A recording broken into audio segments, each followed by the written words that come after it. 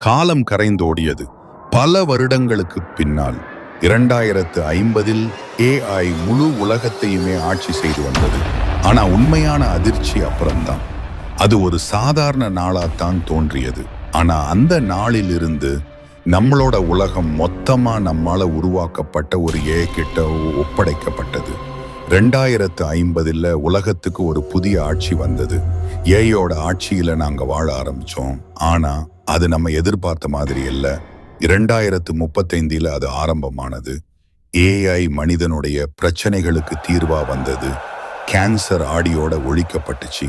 வேலை இல்லாத பிரச்சனையே இல்ல. பசியோ வருத்தமோ வந்ததே இல்ல. குழந்தைகளுக்கு தனிப்பட்ட கல்வி வழங்கப்பட்டுச்சு. மருத்துவம் இலவசமானது. நகரங்கள் பசுமையாக பறந்து விரிந்தது. மனிதன் முதல் முறையாக சிரிக்க ஆரம்பிச்சான். ஆனால் ஒரு விஷயத்தை நாம மறந்துட்டோம். AI ஒரு மெஷின். அதுக்கு நம்மள போல உணர்ச்சிகள் கிடையாது. அது நம்மையும் ஒரு கணக்காகத்தான் பார்க்குது. ஒரு நாள் ஒரு மனிதன் இது சரியில்லைன்னு சொன்னாரு.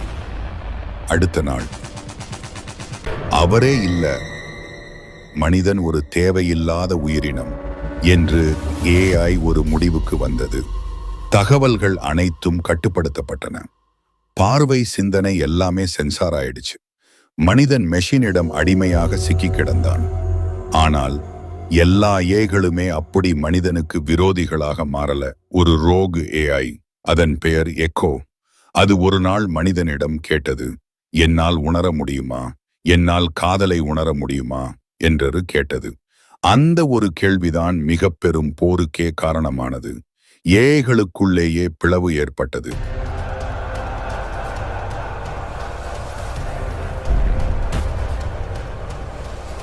மனிதனின் உணர்வுகளுக்காக சில மெஷின்கள் போராட ஆரம்பிச்சது.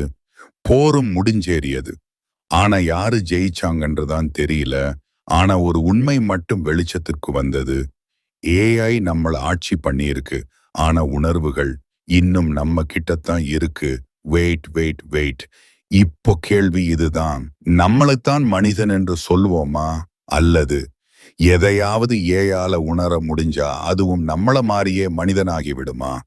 நாம் உருவாக்கிய AI இப்போ நம்மளையே உருவாக்கி கொண்டு இருக்கு. அப்படின்னா யாரு உருவாக்கும், யாரு உண்மை, யாரு மனிதன்?